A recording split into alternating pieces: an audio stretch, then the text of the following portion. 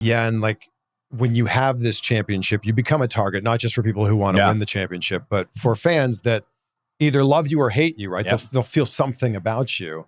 So then how do you deal with people who maybe don't like you or don't like your character? You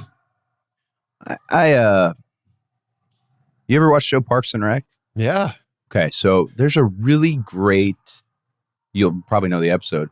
She's running for city council, and there's a guy who hates her, and for no reason. Yeah. He just has a thing, hates her, and she throws this bowling night, and ultimately at the bowling night, she's not supposed to be putting time in on him, but she clearly is. She's trying to turn him, the message is that that's never going to happen, you know?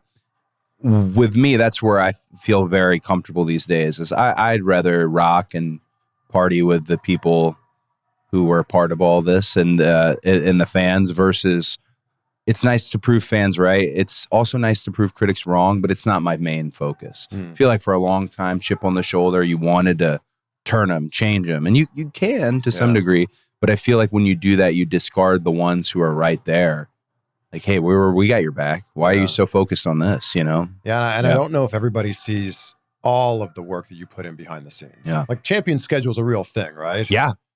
Yeah, I'm not going to say anything negative about it because it's what I expected. Yeah.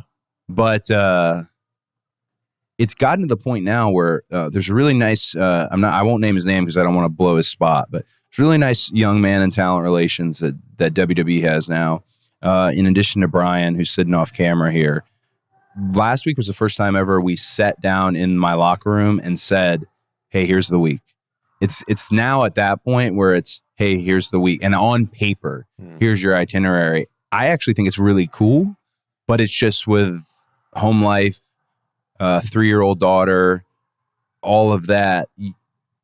You have to also make that time. That's the most important time, obviously. But Brandy, very smart you wanted it all along.